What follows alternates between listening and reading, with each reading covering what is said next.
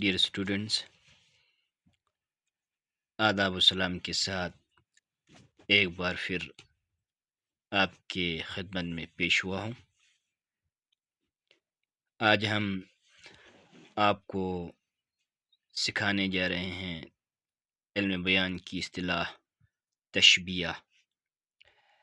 تشبیہ کسی چیز کو مشترکہ خصوصیت کی بنا پر کسی دوسری چیز جیسا قرار دینا تشبیہ کہلاتا ہے۔ مثال کے طور پر، وہ چاند کی طرح خوبصورت ہے۔ وہ چاند کی طرح، یہ جملہ گرامر کی روپ سے تشبیہ ہے۔ احمد شیر کی مانند بہادر ہے، یہ جملہ بھی جو ہے تشبیہ ہے۔ اب آئیے ارکان تشبیہ۔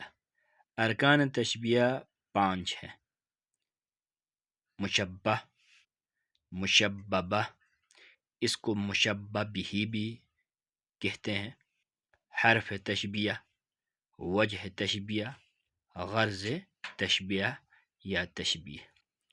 مشبہ جس چیز کو دوسری چیز سے تشبیہ دے اسے مشبہ کہتے ہیں۔ مشببہ جس چیز کے ساتھ تشبیہ دے اسے مشبہ کہلاتا ہے۔ حرف تشبیہ وہ حروف جو تشبیہ دینے کے لیے استعمال ہوں۔ وجہ تشبیہ وہ مشترکہ خوبی جس کی وجہ سے تشبیہ دی جائے۔ غرض تشبیہ جس مقصد کے لیے تشبیہ دی جائے۔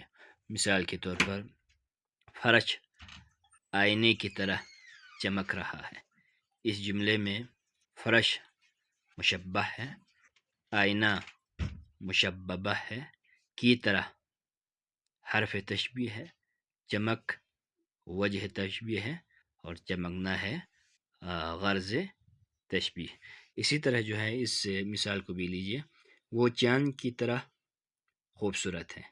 یہاں وہ مشبہ ہے، چاند مشببہ ہے، کی طرح حرف تشبیہ ہے، خوبصورت وجہ تشبیہ ہے اور خوبصورتی غرض تشبیہ ہے۔